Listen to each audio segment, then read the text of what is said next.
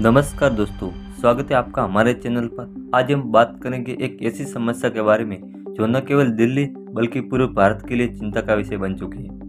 यह है दिल्ली का खतरनाक वायु प्रदूषण। Residents of the Indian capital continue to reel under the pollution crisis. The pollution levels really surged. More than 50 times the safe limit, which is recommended by the World Health Organization. Have wide-ranging health ramifications from, of course, respiratory diseases, lung illnesses, can even hamper your child's cognitive development. Delhi chokes.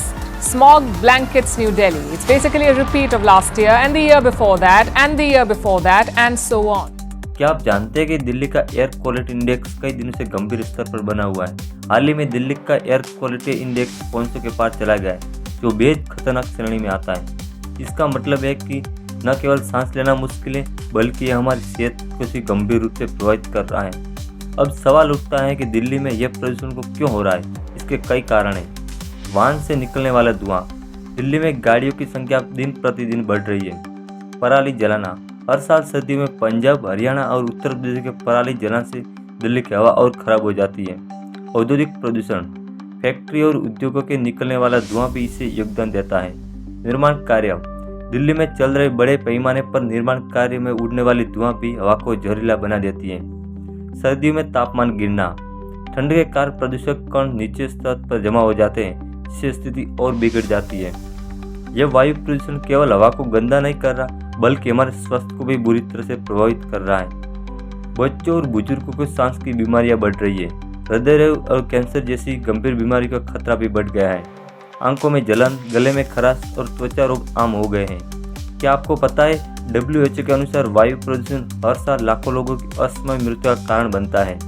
अब सवाल यह है कि इस समस्या से कैसे निपटा जाए। इसके लिए कुछ महत्वपूर्ण कदम उठे जा सकते हैं। सार्वजनिक परिवहन का उपयोग करें। अपनी गाड़ियों का उपयोग कम करें। इलेक्ट्रिक वाहनों को अपनाएं। यह प्रदूषण को काफ़ी हद तक कम कर सकता है। पेड़ लगाएं। हरियाली बढ़ाने के प्रदूषण कम करने में मदद मिलती है। सरकार की पहल। दिल्ली सरकार की रेड लाइट ऑन, गाड़ी ऑफ और ग्रीन दिल्ली जैसी योजनाओं का पालन करें। पराली प्रबंधन। किसानों को जागरूक करना और पराली जला के विकल्प देना बहुत जरूरी है। हमें भी अपनी जिम्मेदारी समझनी होगी और छोटे छोटे कदम उठाने होंगे। दोस्तों, वायु प्रदूषण केवल सरकार का मुद्दा नहीं है, यह हम सभी का मुद्दा है। अगर हम सब मिलकर छोटे छोटे कदम उठाएं तो दिल्ली की हवा को फिर से सांस लेने लायक बनाया जा सकता है। अगर आपको यह वीडियो उपयोगी लगी तो इसे लाइक और शेयर करें और नीचे कमेंट करके बताएं कि आप वायु प्रदूषण कम करने के लिए क्या कर रहे हैं। चैनल को सब्सक्राइब करना न भूलें।